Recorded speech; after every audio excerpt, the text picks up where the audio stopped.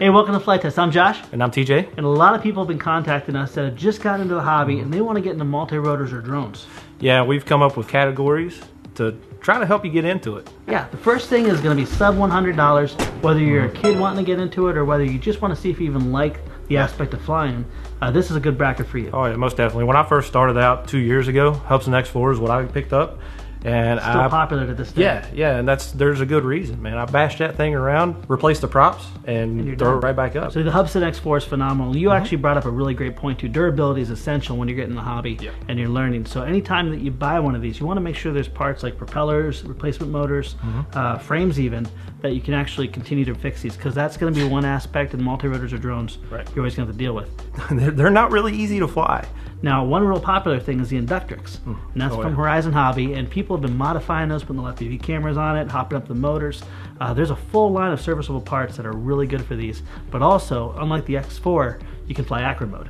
Yep, and that was the second drone I ever bought. Was it? Yep, I went right from the Hubsan to the Inductrix and learned how to fly rate mode, and it was very disheartening, but it worked. It works, and it also gets you over the step to give you an experience of what actual drone racing, like, you know, race quads, things like that, are going to be giving you. Another thing is it teaches the main components of a quad. You learn about motors, you learn about props, you learn about how they're affected when they, you know, get damaged and things like that. Right. You know, those are the real small ones. Yeah. You know, if you want to stay in that same price range, you can jump up a little bit bigger to the Andromeda Omnibus.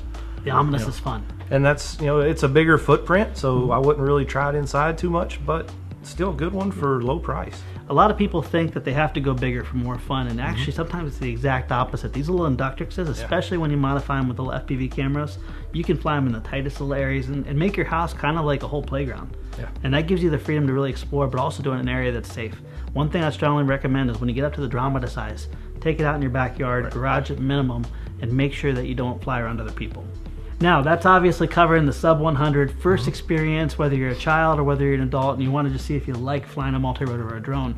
That's a really good bracket. Now, a lot of people love aerial photography. They see it on YouTube, they see it obviously on our shows, and they want to get involved with a nice stable platform. And there's different price points, so we'll start from the cheapest way they get in all the way up to where we recommend for their greatest first experience of an AP platform. Yeah, and I mean the cheapest could be just like the Phantom 3 Standard. Phantom 3 Standard, what is that, 400 bucks? Sub 500. Sub 500. Yeah, under 500, so you can get decent videos, aerial videos for under $500 now. Yeah. You got GPS stabilization, you got a decent camera. The one thing that you don't get from the higher price point is an HD downlink with less latency. Right. So you got more of a laggy vision. It's working on a Wi-Fi link, so you don't have the range and things like that. But for taking it up and having a first experience, once again, it's sub $500. Right. A lot of bang for the buck. That technology just a couple years ago, well over $1,000. Yeah, easily. So going up a little higher. I just bought this. You just bought that, and you have not left it. No, you've been charging batteries like crazy. It stays on my desk within reach, and I fly it a few times a day because I'm not used to it. I don't fly aerial video until now. Now, aerial video is kind of like pushing a robot around in the air. The one reason why we really like the Mavic is actually, I call it the pilot's drone. Yeah.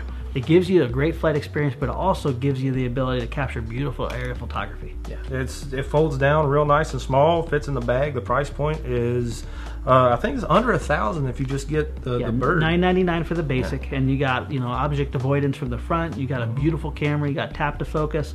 We have a really good review. If you've never seen this before, check out the review. We'll have it linked down below. But this is about $1,000. A deluxe version is $1,299. Huge investment, but it's going to be an investment that lasts you a long time. Some people are even getting their 107 and making a living with real estate photography off of this little guy right here. It's a great product. Yep. Now we're talking first experience. So if you're thinking, you know, someday I want to be a professional and I want to jump into movie filmmaking and things like that, and you have money and you want to do something like the Inspire 2, don't.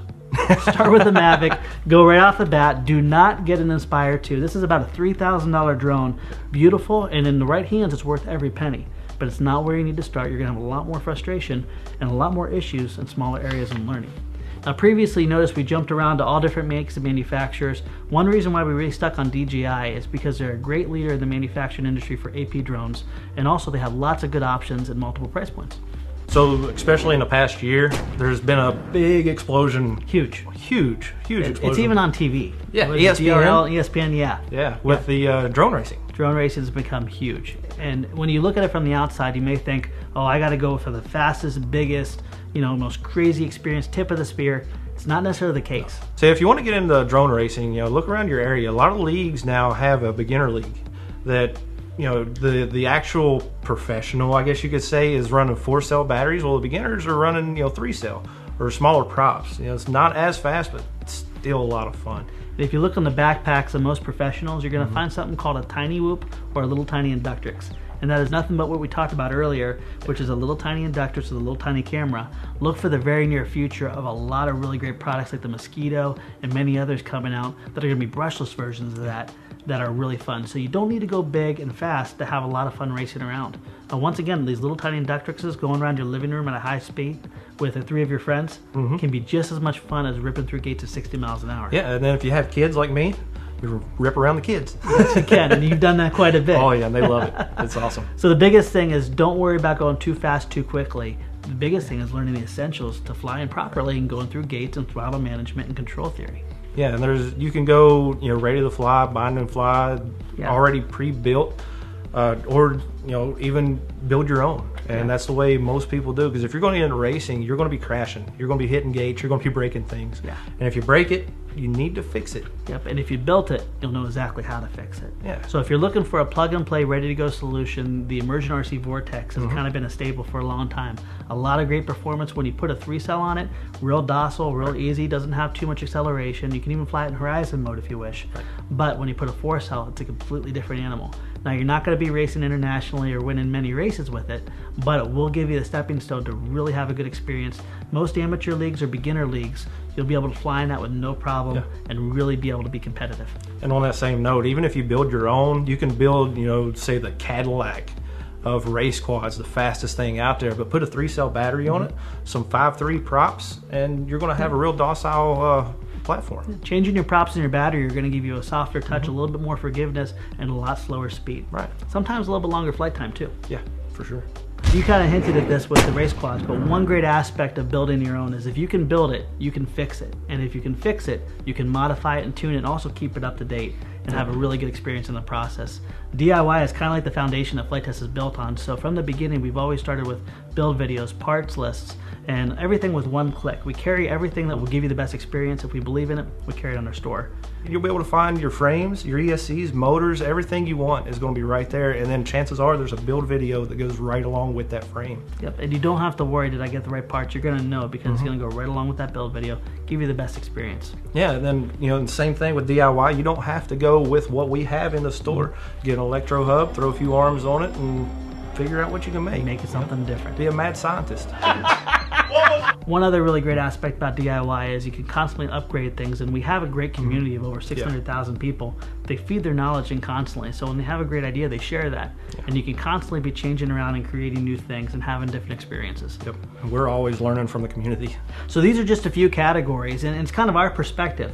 But one thing we'd really like you to do is if you've had a great experience or maybe a not so great experience with the product you chose as your first multi-rotor or drone, leave it in the comments below so other people can read that and benefit from your knowledge as well. We want to thank you for watching. We'll see you next time. Bye.